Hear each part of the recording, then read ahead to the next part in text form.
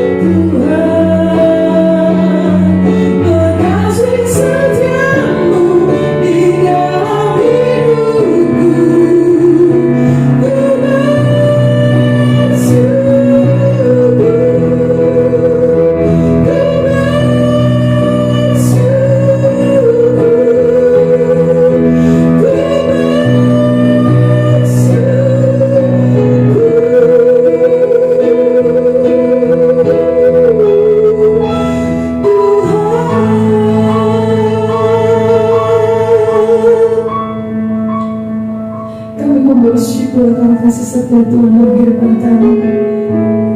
Kami mau bersyukur atas segala apa yang telah Kau berikan dalam hidup kami Tuhan. Biarlah semuanya untuk hormat kemuliaan bagi nama-Mu saja, setiap pujian penyembahan yang kami berikan Tuhan.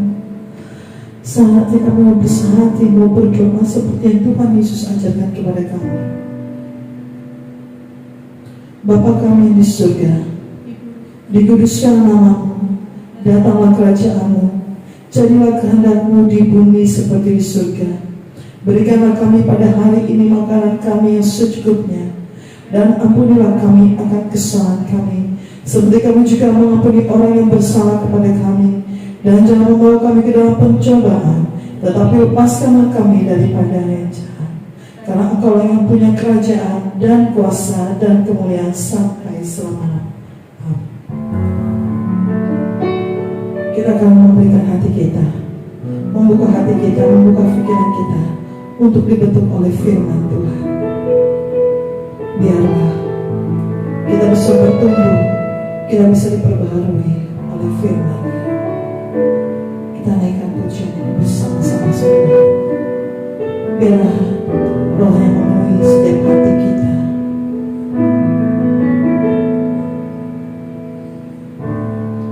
Terima kasih Yesus. Haleluya.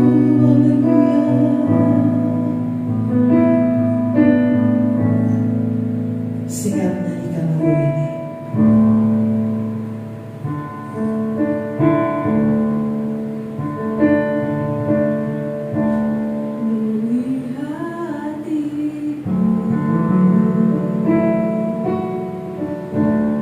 Dengan hadirat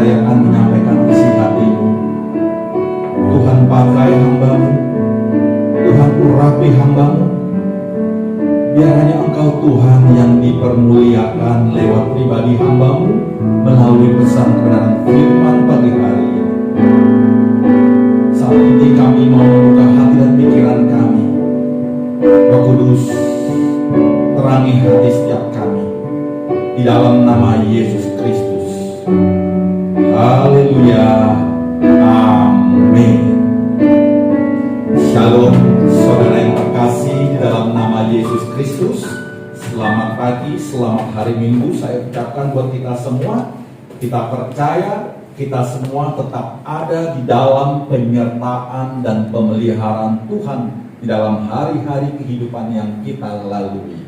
Saudara, mari kita membuka pesan kebenaran firman Tuhan pagi hari ini. Kita ambil dalam Injil Matius pasal yang ke-6 ayat 19 sampai yang ke-24. Injil Matius pasal yang ke-6 ayat 19 sampai yang ke-24. Saudara, hari ini saya akan memberitakan pesan firman Tuhan yang berisikan suatu pengajaran dengan tema yaitu pada akhirnya semuanya tidak berarti. Tema kita adalah pada akhirnya semuanya tidak berarti.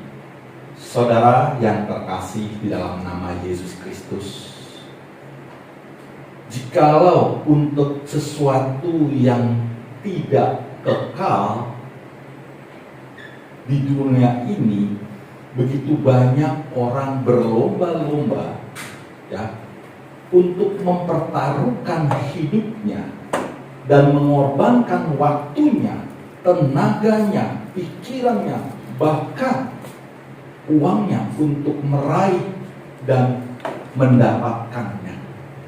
Perhatikan saudara, kalau saja untuk sesuatu yang tidak kekal saja di dunia ini, banyak orang terjebak pada situasi mereka berani mempertaruhkan hidup dan waktu, tenaga, pikiran untuk meraih sesuatu yang kekal.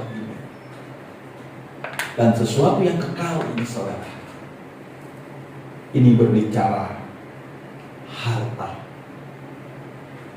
Saudara, untuk urusan harta benda, sesuatu yang tidak kekal, begitu banyak orang berlomba-lomba untuk berusaha mencari dan mendapatkannya sebanyak-banyaknya untuk dia korbankan segala waktu, pikiran, tenaga, dan hidupnya dia pertaruhkan. Pertanyaan buat kita, mengapa banyak orang terjebak ke dalam situasi hal seperti ini terhadap sesuatu yang tidak kekal? Mereka berani mempertaruhkan segalanya. Tentu alasannya adalah karena banyak di antara mereka memiliki cara pandang, pemahaman yang salah terhadap harta. Banyak di antara mereka memiliki sikap hati yang tidak wajar terhadap harta. Sehingga mereka berani untuk sesuatu yang tidak kekal itu mereka pertaruhkan segala apa yang ia miliki untuk meraih dan mendapatkannya. Nah, tadi saya katakan, cara pandang mereka pada umumnya, cara pandang yang tidak tepat di dalam memandang harta dalam hidup mereka. Saya mencatat ada 4 hal. Bagaimana sikap dan cara pandang orang-orang yang berani mempertaruhkan segalanya, waktu, pikiran, tenaganya, hidupnya untuk sesuatu yang tidak kekal ini. Yang pertama, saya melihat cara pandang mereka yang tidak tepat terhadap harta adalah mereka memandang harta itu melebihi segala-galanya. Cara pandang orang ini pada umumnya, mereka memandang harta itu adalah segala-galanya. Oleh karena segala-galanya mereka merasa kalau mereka memiliki harta yang menjadi segala-galanya dalam hidup mereka, mereka merasa nyaman hidup mereka. Mereka merasa ada suatu jaminan dalam kehidupan yang mereka lalui. Sehingga mereka memandang bahwa harta itu adalah segala-galanya dalam hidup mereka. Harta itu yang membuat jaminan kenyamanan dalam hidup mereka. Harta itu yang membuat keamanan dalam hidup mereka. Oleh karena itu, apa yang mereka pandang segala-galanya membuat mereka aman dan menjamin hidup mereka. Mereka berani mempertaruhkan waktu, tenaga, pikiran untuk sesuatu yang tidak kekal, harta benda yang mereka banggakan itu. Yang kedua, saudara, kalau sikap pandang yang pertama, mereka memandang harta itu adalah segalanya. Yang kedua, saya mencatat di sini, di antara mereka memandang harta dapat memberikan nilai diri, membuat mereka terangkat, membuat mereka terpandang nilai diri mereka. Saudara, ini jelas kita bisa melihat seseorang yang memiliki harta benda yang nilainya tinggi, dia merasa terangkat, terpandang nilai diri hidup mereka. Mereka merasa ketika mereka ada di komunitas masyarakat, mereka terpandang, dihormati oleh karena apa? Nilai harta benda yang dia miliki. Oleh karena itu, saudara, tidak heran kalau mereka memandang harta sesuatu yang memberikan nilai diri yang terangkat, terpandang. Kalau seseorang memiliki harta, saya asumsikan kalau seseorang memiliki satu rumah, dia tidak puas. Dia beli lagi satu rumah yang di kawasan yang jauh lebih elit lagi. Dia tidak puas dengan rumah yang besar. Dia punya apartemen, dia punya villa, dia punya penginapan. Tidak puas dengan apa yang dia punya lagi. Dia punya tanah dimanapun, di daerah-daerah yang bagus lokasinya. Bahkan dia punya perhiasan, dia punya mobil mewah. Saudara, kita lihat dengan apa yang dia miliki harta benda ini. Cara pandang orang ini merasa dengan harta yang dia miliki, pribadinya terpandang dan terangkat. Dia merasa terhormati dengan apa yang ia miliki. Tidak heran saudara kalau kita melihat kalau ada orang memiliki koleksi mobil, mungkin di garasinya dia sampai miliaran, puluhan miliar bahkan. Karena buat dia sesuatu yang berharga menurut cara pandang dia, ini membuat dia terpandang. Kalau dia memiliki perhiasan yang mewah, berharga, mahal, tinggi nilainya, menurut orang-orang seperti ini, dirinya akan terpandang. Lihat saudara, cara pandang, konsep pemahaman harta buat orang-orang seperti ini. Dia berani mempertaruhkan sesuatu yang tidak kekal karena dia menganggap harta ini membuat nilai dirinya terpandang dan terangkat. Hal yang ketiga, saudara, cara pandang yang salah, sikap hati yang tidak wajar terhadap harta. Yang saya catat di sini terhadap kenapa orang-orang seperti ini mau rela mempertaruhkan segalanya, waktu, tenaga, pikiran, dan hidupnya untuk sesuatu yang menurut dia ini bernilai dan berharga dan terpandang. Yang ketiga saya catat di sini, saudara, harta dapat memberikan kepuasan jiwa untuk dibanggakan. Oleh karena itu tidak heran orang-orang yang memiliki harta begitu berlebihan di dalam kehidupannya. Dia merasa ada kepuasan jiwa. Dia merasa ada kebanggaan kalau saya punya rumah mewah, saya punya rumah yang besar, saya punya mobil yang begitu, di mana orang bisa dihitung memiliki mobil seperti ini, di mana juga merasa puas bangga kalau dia punya perhiasan yang di mana ini adalah barang yang sangat limited diciptakan. Kebanggaan, saudara. Saudara yang terkasih dalam Tuhan, orang-orang seperti ini memandang harta, sikap hatinya sangat tidak wajar terhadap harta, karena dia memandang harta bahwa ini adalah suatu kebanggaan bagi jiwanya dipuaskan. Yang keempat, saudara, saya melihat di sini cara pandang orang memandang harta adalah harta membuat orang juga melekat padanya dan mencintai harta.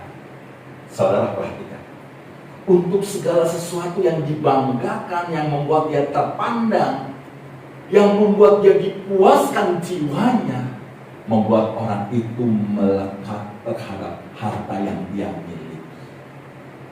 Kebanggaannya dia memiliki harta yang dia punya. Jadi kita bisa melihat di sini, saudara, kenapa seseorang bisa berlomba-lomba mempertaruhkan sesuatu yang tidak kekal. Satu hal, karena cara pandang mereka yang tidak tepat memandang harta. Harta adalah segalanya, harta adalah kebanggaannya, harta memberikan kepuasan dalam hidupnya, harta akan membuat melekat pribadinya terhadap apa yang dia banggakan itu.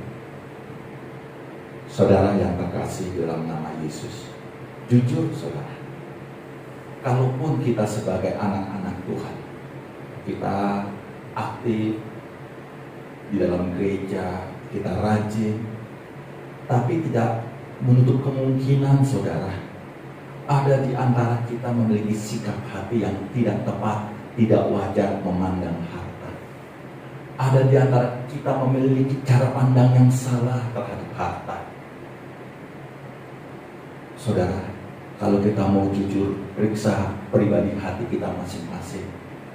Sejauh mana saudara memandang harta dalam hidupmu hari ini? Saya percaya banyak anak-anak Tuhan terjebak dalam situasi keadaan seperti ini. Memandang harta adalah segala-galanya. Memandang harta adalah suatu kebanggaannya. Memandang harta adalah suatu kepuasan jiwanya. Memandang harta membuat dia terikat, melekat, mencintai harta yang dia banggakan. Saudara, mari kita periksa hati kita masing-masing. Apakah kita memiliki cara pandang sikap hati yang tidak wajar terhadap apa yang kita miliki hari ini?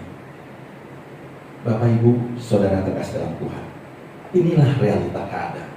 Lalu bagaimana kita?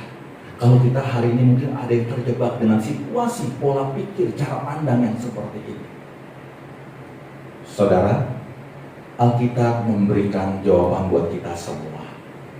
Di dalam Matius 6 ayat 19 sampai ke 24, Yesus mengajarkan kepada murid-muridnya berbicara mengenai hal mengumpulkan harta.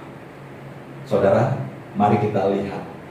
Kalau hari ini mungkin kita ada dalam situasi terjebak dengan pola pikir dan cara pandang yang salah.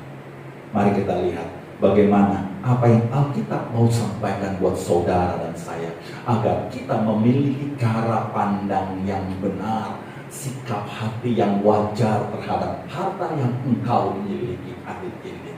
Nah, mari kita buka Matius pasal 6 ayat yang ke-19, kita baca. Demikian firman Tuhan, Janganlah kamu mengumpulkan harta di bumi. Di bumi mengat dan karat merusaknya, dan pencuri membongkar serta mencurinya. Saudara, kalau kita melihat ayat 19 ini, lalu kita bandingkan dengan kondisi keadaan yang kita miliki, harta benda yang engkau punyai hari ini. Engkau rajin kerja keras mengumpulkan semua ini, dengan engkau berjuang dengan cara yang benar, engkau peroleh ini semua. Tapi kalau kita bandingkan dengan ayat yang ke-19 ini, saudara, Yesus katakan, janganlah kamu mengumpulkan harta di bumi. Di bumi mengat dan karat merusaknya, dan pencuri membongkar serta mencuri. Saudara, bagaimana kita memahami apa yang Yesus katakan ini dengan situasi keadaan yang terjadi hari ini, di mana banyak orang bekerja keras, berlomba-lomba, mempertaruhkan segala sesuatu yang tidak kekal ini untuk dia miliki dan dia banggakan. Bagaimana kita menafsirkannya, apa yang Yesus katakan dengan apa yang kita punya hari ini? Mungkin engkau tidak memiliki cara pandang yang salah. Engkau kerja keras, engkau punya, dan engkau tidak memandang harta itu segala-galanya. Tetapi kalau kita membandingkan dengan ayat 19 ini, apakah kita bisa menafsirkan dengan apa yang Yesus katakan ini? Apakah kita menafsirkan kita tidak boleh bekerja mencari uang, mengumpulkan untuk harta, membeli harta yang kita punya? Kalau kita menafsirkan secara harfiah dengan apa yang tertulis ini, tentu kita berpikir, kalau begitu kita nggak perlu cari uang, bekerja. Apakah seperti itu kita menafsirkan ayat 19 ini dengan apa yang Yesus katakan? Tidak, saudara. Karena kita bisa melihat, saudara, kalau kita menafsirkan kita tidak boleh bekerja mengumpulkan uang untuk harta yang kita punya, lalu kalau kita membaca dalam Amsal 6 ayat 6 sampai 11, jelas sekali dikatakan, hai pemalas, untuk kita belajar kepada semut yang menyediakan roti di musim panas dan mengumpulkan makanannya pada waktu panen. Manusia untuk belajar pada semut, artinya apa, saudara? Tuhan juga mengajarkan kita untuk kita kerja keras. Bahkan dalam Amsal dikatakan, kemiskinan, pemalasan menghasilkan kemiskinan. Artinya kita tak boleh malas-malasan, tapi kita harus bekerja keras. Jadi kalau kita membandingkan ayat 19 ini, apakah kita bisa menafsirkan kita nggak boleh bekerja mencari? Tidak, saudara. Alkitab jelas menyampaikan kita untuk kita bekerja keras, hidup bertanggung jawab dengan apa yang Tuhan percayakan pada kita hari ini. Nggak bisa, saudara, bermalas-malasan. Lalu apakah kita juga bisa menafsirkan ayat 19 ini? Kalau dikatakan jangan kamu mengumpulkan harta di bumi, apakah kita, orang percaya, anak-anak Tuhan, tidak boleh memiliki harta benda? Apakah kita tidak boleh menjadi kaya dalam hidup kita ini, memiliki segala sesuatu? Kalau kita menafsirkan secara harfiah, saudara, kalau kita lihat di Alkitab, kita bisa melihat ada beberapa tokoh. Abraham begitu kaya, luar biasa. Kekayaan saat itu, pada itu ukurnya apa, saudara? Dia memiliki ternak yang begitu banyak, budak. Itu ukuran kekayaan saat itu. Kita lihat Ayub, dikatakan orang yang kaya dari sebelah timur. Dia juga memiliki harta benda, ternak, domba, budak. Artinya apa, saudara? Alkitab tidak melarang untuk saudara kaya. Alkitab juga tidak melarang untuk saudara tidak bekerja mencari uang. Tadi saya katakan, cara pandangmu, pemahamanmu, sikap hatimu yang tidak wajar memandang harta dalam hidupmu, ini yang jadi permasalahan, saudara. Oleh karena itu, bagaimana kita menafsirkan ayat 19 ini? Kalau Yesus katakan, janganlah kamu mengumpulkan harta di bumi, karena di bumi mengat dan karat merusaknya, dan pencuri membongkar serta mencurinya. Saudara yang terkasih dalam Yesus Kristus, kalau saudara melihat dalam Lukas 12 ayat 16 sampai 21, di situ menceritakan ada seorang petani yang memiliki tanah, di mana dia kewalahan akan hasil dari pertaniannya ini sampai lumbungnya sudah tidak muat lagi. Lalu dia kewalahan, dia bingung, saudara. Lalu dia berpikir, oke, kalau begitu saya akan buat di tanah saya ini, lumbung ini saya rombak, saya buat yang semakin lebih besar lumbung ini, sehingga semua bisa saya masukkan hasil pertanian saya, dan bertahun-tahun saya akan nyaman akan apa yang saya miliki. Perhatikan saudara, orang ini begitu melekat dengan apa yang dia miliki dan dia banggakan dan dia punya. Jadi bagaimana kita menafsirkan ayat 19 ini kalau Yesus katakan, janganlah kamu mengumpulkan harta di bumi. Artinya apa saudara? Kita tidak boleh mengumpulkan harta demi harta itu sendiri. Demi harta itu tidak ada. Hatimu melekat terhadap harta itu, hatimu bergantung terhadap harta itu, hatimu sangat bangga puas akan harta itu. Saudara tidak boleh. Ini berbicara apa saudara? Sikap hati, cara pandang yang benar, yang Yesus mau sampaikan buat kita. Bukannya saudara tidak boleh memiliki harta benda yang hari ini kau punya. Tetapi kalau cara pandangmu terhadap harta sesuatu yang tidak kekal ini salah, maka aku akan melekat hatimu. Aku akan puas bangga dengan kepunyaanmu yang hanya sementara ini di dunia. Lalu kalau kita melihat saudara, untuk kita menafsirkan ayat 19 ini di dalam NIV, saya melihat di sini dikatakan tulisannya, do not store up for yourself treasure on earth. Artinya, janganlah untuk menumpuk untuk dirimu sendiri harta di bumi. Artinya apa saudara? Kalau Yesus katakan janganlah kamu mengumpulkan harta di bumi, ini menunjukkan bahwa saudara dan saya tidak boleh mengumpulkan harta secara egois. Saudara, tadi saya katakan sudah punya rumah, dia beli lagi rumah di daerah sini, dia beli lagi rumah di daerah sini, tanah daerah sana, tanah daerah sini, apartemen daerah sana, apa di sini, perhiasan segala macam dia beli, koleksi, mobil segala mobil yang mewah dia koleksi, tidak akan pernah puas-puasnya, karena buat dia itu akan menjadi suatu kebanggaan.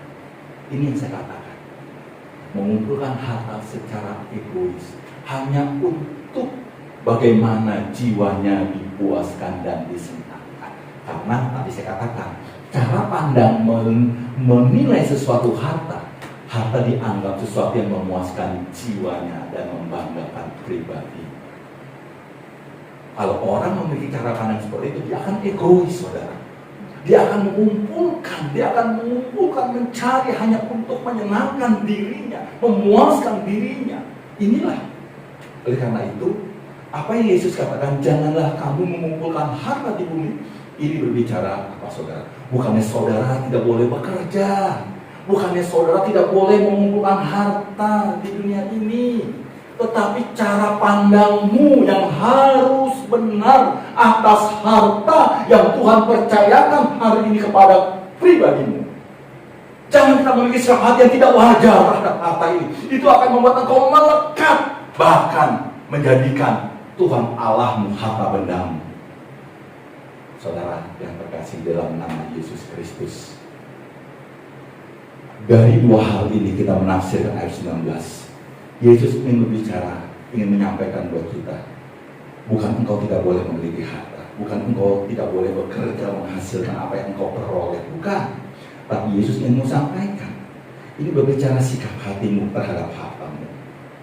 Saudara, kalau begitu, mengapa Yesus mengatakan jangan mengumpulkan harta di bumi ini? Karena mengatakan karat merusak dan pencuri, merampok dan mencurinya, membongkar dan mencurinya. Mengapa? Karena Yesus ingin sampaikan terhadap orang-orang yang memiliki cara pandang yang salah, sikap hati yang tidak wajar terhadap harta. Maka Yesus janganlah kau kumpulkan harta di bumi ini. Terhadap orang-orang yang memiliki cara pemahaman yang tidak wajar terhadap harta. Alasannya, mengapa? Mengapa? Saudara, kita lihat, mengapa kita tidak boleh menimbun-nimbulkan harta bumi kalau kita memiliki cara pandang pemahaman yang salah terhadap harta.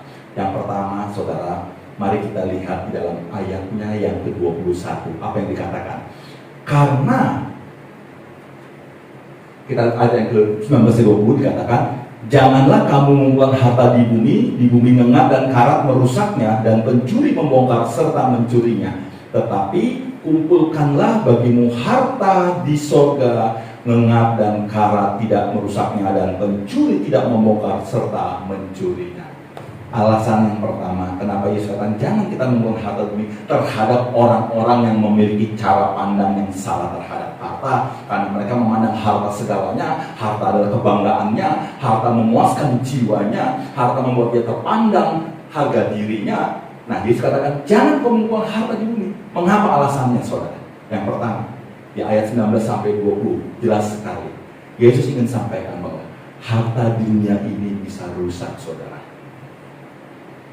Harta dunia ini bisa rusak, bisa hilang, tetapi harta surgawi kekal selama-lamanya. Saudara, kita bisa lihat sekali.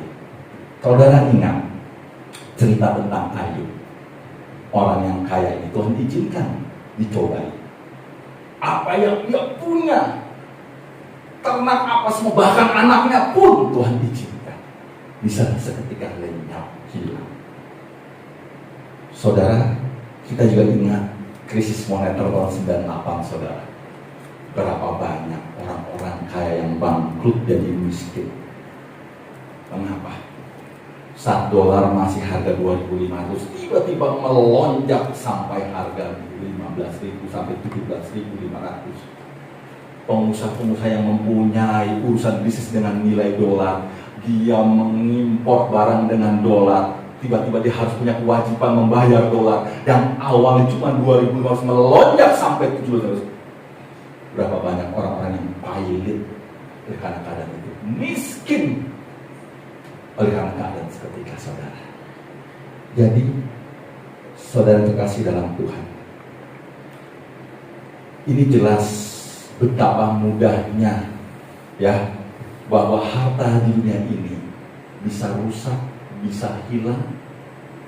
Kalau begitu, Yesus ingin sampaikan buat kita, kepada orang-orang yang memiliki cara pandang yang salah terhadap harta ini, kepada orang-orang yang memiliki sikap hati yang tidak wajar terhadap harta ini. Hai engkau semua saat ini, kalau engkau memandang hartamu adalah segala-galanya, kalau engkau memandang hartamu itu adalah memberikan hidupmu terpandang, mempunyai nilai di dalam hidupmu, kalau engkau memandang hartamu memberikan kepuasan dan kebanggaan dalam jiwamu, kalau engkau memandang hartamu menjadi sesuatu yang melekat hari ini, saya mau katakan jelas sekali Yesus sampaikan, kalau dia sampaikan janganlah engkau mengumpulkan harta di bumi, Yesus ingin sampaikan buat orang-orang seperti ini, karena harta yang kau miliki, harta yang kau banggakan, harta yang melekat hatimu, itu hanya sementara di dunia ini. Harta itu akan cepat bisa rusak, bahkan bisa hilang di dunia ini, dan tidak memiliki kekekalan. Ketika engkau mengakhiri dunia ini, harta itu pun juga hilang dalam hidupmu, tidak akan kau bawa. Tetapi Yesus ingin sampaikan, mari milikilah cara pandang yang benar. Pandanglah bahwa harta surgawi adalah segala-galanya. Harta surgawi adalah kekal selama-lamanya. Saudara yang terkasih dalam Tuhan, mari, mungkin ada di antara kita hari-hari memandang harta itu segala-galanya dalam hidupnya. Harta menjadi kecintaan dalam hidupnya, harta menjadi kebanggaan dalam hidupnya, harta membawa nilai diri dalam hidupnya. Saya mau sampaikan, semua itu hanya sementara, saudara. Semua itu akan bisa rusak di dunia ini, semua itu akan bisa hilang di dunia ini. Marilah arahkan cara pandangmu hari ini. Pandanglah harta surgawi yang kekal selama-lamanya dalam hidupmu.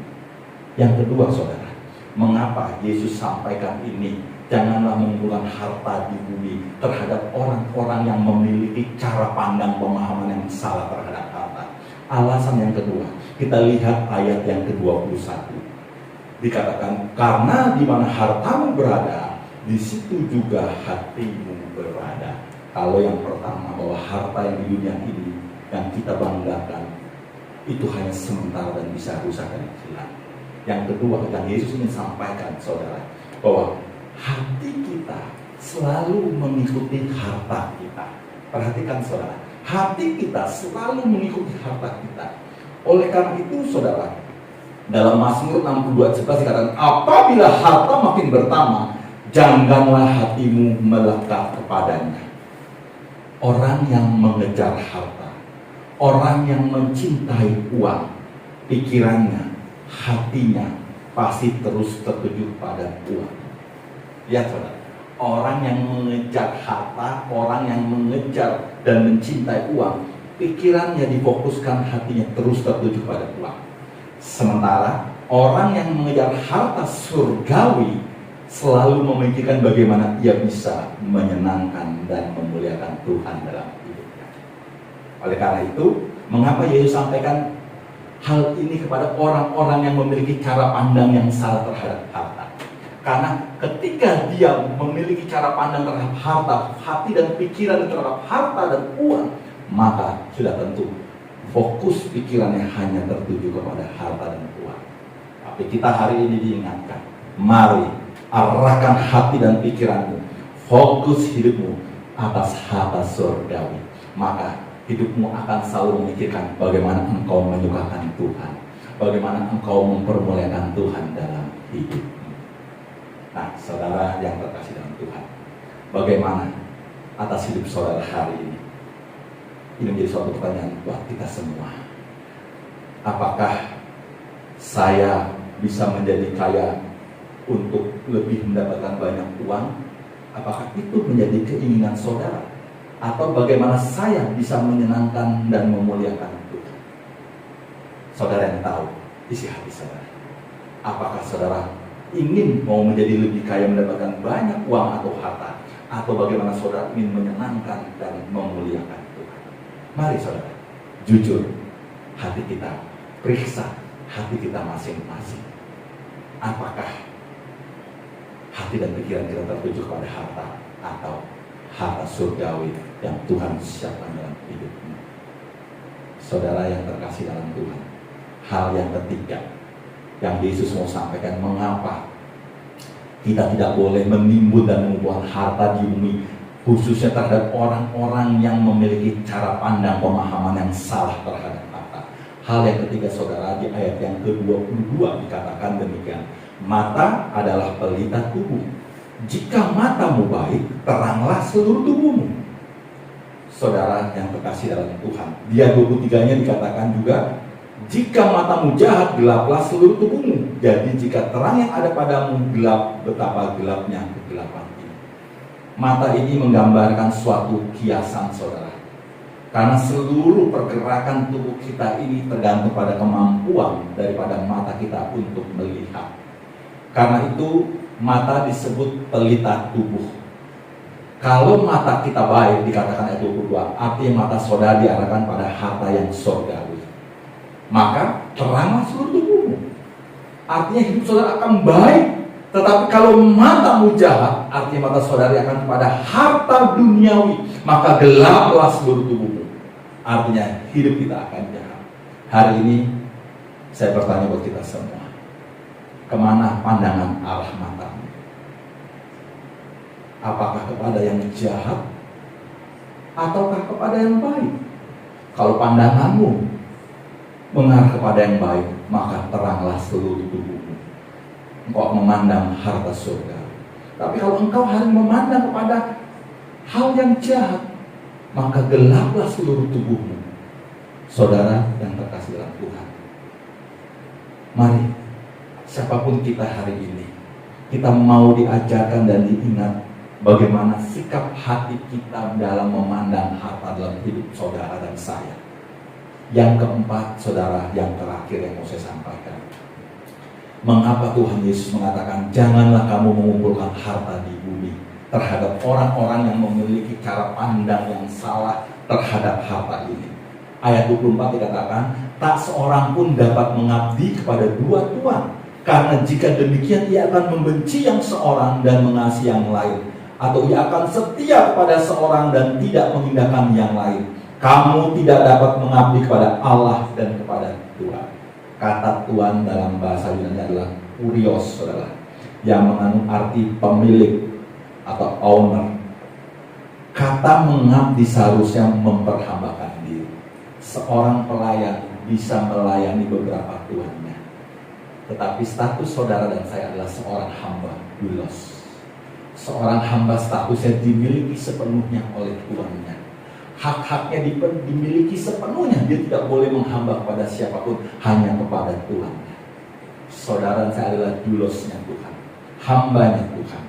Oleh karena itu, sebagai seorang hamba, saudara dan saya harus memilih kemana hati, uang atau Tuhan Allah. Saudara sepenuhnya hanya terfokuskan hanya kepada Tuhan Allahmu, harta surgawi itu. Saudara, kita ingat di dalam Matius 19, kisah seorang anak muda yang datang menghampiri Yesus. Dia berkata, "Guru, bagaimana caranya agar aku hidup kekal?" Yesus katakan, "Lakukan seluruh perintah Tuhan." "Saya sudah melakukannya." Lalu Yesus katakan, "Kalau begitu, orang muda yang kaya ini, dia sudah melakukan perintah Tuhan." Dia katakan, dia memiliki kaya luar biasa, muda kaya lakukan perintah Tuhan. Lalu dia datang, "Bagaimana mencari hidup kekal?" Yesus katakan, "Jual segala harta milikmu, bagikan pada orang miskin, lalu datang padaku, ikut aku." Saudara, pilihannya ikut Tuhan Yesus atau melekat kepada hartanya. Kita lihat anak muda yang kaya ini meninggalkan Yesus. Dia berbalik, hatinya cenderung melekat kepada apa yang menjadi kebanggaan, hartanya. Saudara yang terkasih di dalam Yesus Kristus, jadi kalau Yesus katakan bahwa janganlah kamu mengumpulkan harta di bumi terhadap orang-orang yang memiliki sikap cara pandang yang salah terhadap harta, Yesus mau sampaikan bahwa saudara dan saya tidak bisa mengabdi kepada dua Tuhan. Jadi mungkin hari ini engkau sebagai pelayan Tuhan, engkau aktif sebagai anak-anak Tuhan di gereja, engkau memiliki harta benda. Tetapi saya mau katakan, kalau sikap hatimu salah terhadap harta benda yang engkau punya hari ini, engkau sedang mengabdi kepada dua Tuhan. Satu, ke harta yang engkau miliki yang menjadi kebanggaanmu, kepuasanmu, yang buat engkau terangkat harga dirimu. Satu hal, engkau sedang mengabdi juga kepada Tuhan Allah. Saudara, jelas sekali, jangan duakan Tuhan Allah. Saudara, 4 hal ini memberikan pemahaman buat kita. Kalau Yesus mengatakan janganlah kamu mengumpulkan harta di bumi, Yesus ingin menyampaikan, milikilah sikap hati yang benar, cara pandang yang benar terhadap harta. Karena harta di dunia ini hanya sementara. Harta di dunia ini bisa rusak. Dan janganlah engkau memiliki sikap hati yang terus melekat kepada harta. Dan saudara yang terkasih dalam Tuhan, saudara dan saya tidak bisa mengabdi kepada dua Tuhan. Saudara pilih harta atau Tuhan Allah. Kalau engkau ada seorang doulos, seorang hamba, engkau mengabdi hanya pada satu Tuhan, yaitu Tuhan Allah, Yesus Kristus dalam hidup. Saudara terkasih dalam Yesus Kristus, sebelum saya mengakhiri khotbah ini, suatu kali saudara, ada seorang ibu bersama seorang anaknya yang sudah bertumbuh dewasa. Dia memeriksa ke dalam satu garasi mobilnya, ada suatu gudang di situ. Ketika gudang itu dibuka, di situ ditemukan trofi-trofi, piala-piala pada waktu anaknya ini masih tingkat SMA, SMP. Bagaimana anak ini meraih banyak prestasi dalam lomba atletik lari. Begitu banyak trofi. Dan ketika anaknya sudah bertumbuh dewasa, ketika dia membereskan gudang di garasinya itu, satu-satu trofi itu taruh dalam kardus dan dibuangnya. Sang ibu mengingat bagaimana perjuangan pada saat anak ini melakukan perlombaan dalam atletiknya. Sang ibu berdoa buat anak ini. Bahkan anak ini juga bercucuran keringat untuk berlatih, untuk mencapai prestasinya. Saudara lihat, pada akhirnya segala sesuatu itu menjadi sementara sia-sia, lalu dibuang semua trofi kebanggaan itu. Saudara, sang ibu juga teringat akan isi puisi daripada Hector, si kolektor namanya. Hector ini memiliki koleksi begitu banyak barang-barang yang unik, dan Hector menganggap barang-barang yang unik yang dikoleksi ini melebihi sinar daripada berlian, melebihi daripada kilau atau mengkilatnya atau emas. harganya melebihi dari apa yang dianggap emas maupun berlian. Buat dia, koleksi barang-barang ini adalah segala-galanya. Ketika masa usia tuanya si Hector, saudara, dia memanggil teman-teman saudara-saudaranya. Saya akan membagikan barang-barang koleksi saya sebelum saya meninggal. Saudara, ketika teman-teman saudara-saudaranya datang, merasa senang akan dibagikan koleksi. Tetapi ketika dia datang, teman-teman saudaranya memandang barang koleksinya, para teman dan saudara menganggap bahwa koleksinya yang sekedar sampah, saudara. Karena bagi teman-teman saudara ini barang gak berharga. Saudara, apa yang dulu Hector menganggap ini sesuatu yang berharga, bernilai tinggi, melebihi daripada emas dan berlian, tapi ketika dibagikan kepada teman-temannya, teman-teman menganggap ini semua sampah semua. Saudara yang terkasih dalam Tuhan, seperti itulah nantinya akhir hidup saudara dan saya.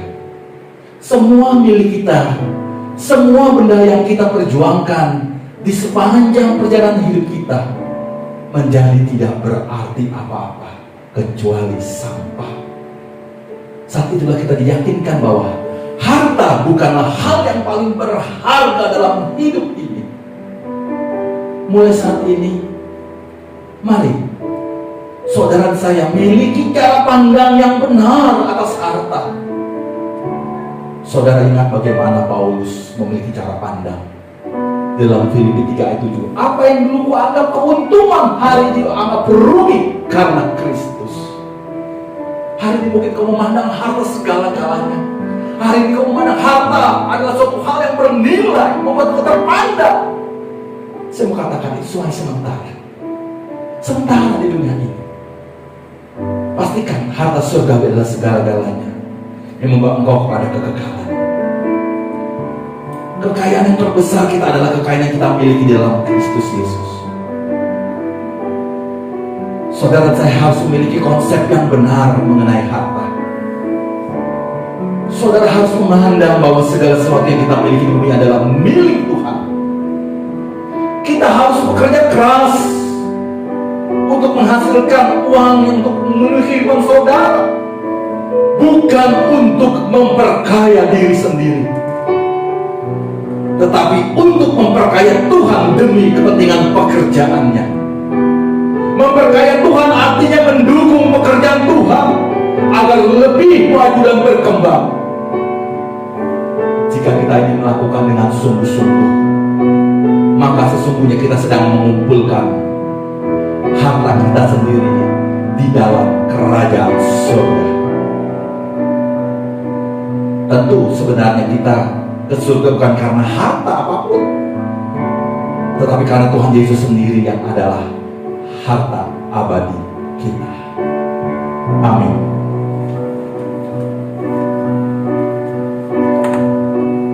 Saudara yang terkasih dalam Tuhan, mari kita tundukkan hati kita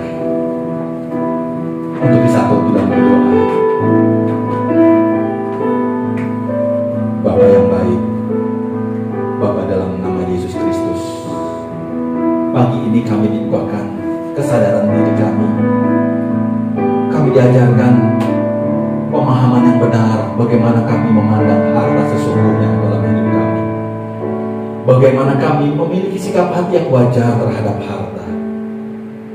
Seringkali kami terjebak oleh situasi keadaan di dunia ini. Apa yang dunia tawarkan membuat kami bangga, Bapa, memiliki harta benda yang menjadi sesuatu nilai diri kami terangkat. Bapa di surga, tolong setiap kami, Bapa, agar kami memiliki sikap hati yang benar atas harta yang kami miliki. Karena harta yang kami miliki di dunia ini hanya sementara. Harta yang kami miliki bisa hilang dan bisa rusak. Ingatkan kami semua, Bapa, untuk kami memandang harta yang sesungguhnya, harta surgawi yang Engkau telah sediakan dalam hidup kami. Bapa, kami berdoa buat setiap jemaat Tuhan. Biarlah mampukan kami memiliki sikap hati yang benar atas harta yang kami miliki ini, sehingga kami layak dan berkenan di hati-Mu, Bapa. Aku berdoa untuk setiap jemaat Tuhan, apapun yang menjadi keberadaan keadaan mereka, kalaupun mereka tidak memiliki harta benda yang menjadi suatu kebanggaan orang dunia pada umumnya, tapi biarlah mereka memiliki sikap hati yang benar atas apa yang mereka miliki. Kuatkan, mampukan setiap kami berjalan bersama Tuhan, melakukan kehendak Bapa dalam hidup kami. Haleluya, amin. Terima kasih atas kebenaran firman Tuhan yang telah diberitakan. Sebelum kita menutup ibadah kita akan menaikkan pujian. Ku rasakan kasih-Mu, ku rasakan kasih-Mu, dan indahnya kudusan-Mu, penuhi dengan kasih-Mu. Diam di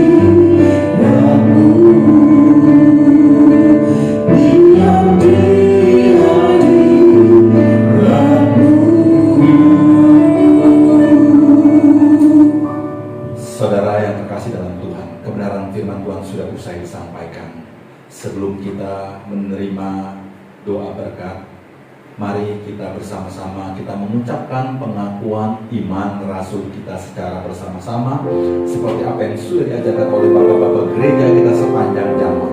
Mari kita mengucapkan secara bersama-sama. Aku percaya kepada Allah, Bapa yang Maha Kuasa, Khalik langit dan bumi, dan kepada Yesus Kristus anaknya yang tunggal Tuhan kita, yang dikandung daripada Roh Kudus, lahir dari anak darah Maria, yang menderita sengsara di bawah pemerintahan Pontius Pilatus, disalibkan, mati dan dikuburkan, turun dalam kerajaan maut, pada hari yang ketiga bangkit pula dari antara orang mati, naik ke surga, duduk di sebelah kanan Allah, dan dari sana ia akan datang untuk menghakimi orang yang hidup dan yang mati.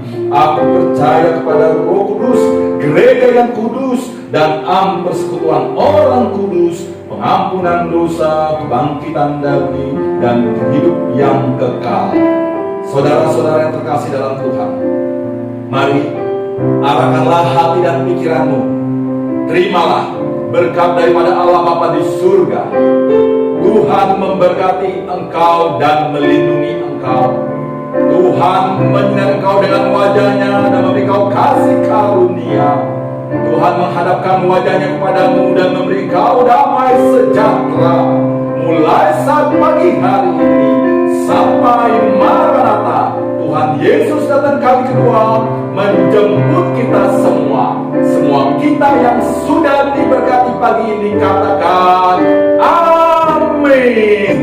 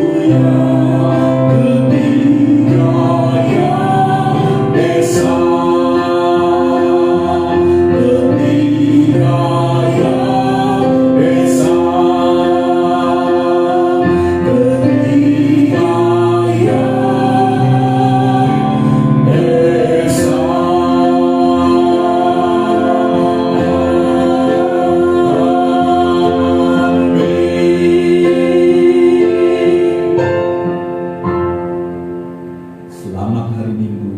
Tuhan Yesus memberkati kita semua. Amin.